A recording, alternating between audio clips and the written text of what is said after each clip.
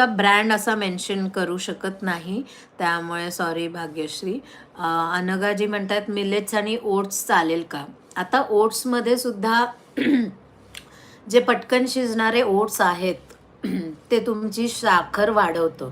जी गोष्ट पटकन शिजते ती तितकीच पटकन आपल्या रक्तातही उतरते.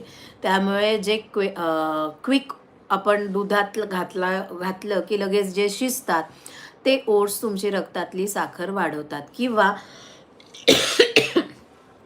ओव्हरनाईट ओट्सचा एक मध्ये ट्रेंडमध्ये होतं की ओव्हरनाईट ओट्स खायचे.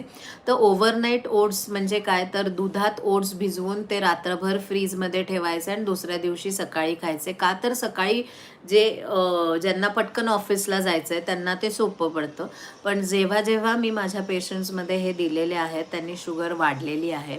त्यामुळे ओव्हरनाईट ओट्सनी ते इझी टू डायजेस्ट होऊन शुगर पटकन तुमच्या शरीराला अवेलेबल होते. त्यामुळे डायबेटिक पेशंट्सला मी अजिबात सजेस्ट करत नाही overnight oats. That's a wrong option.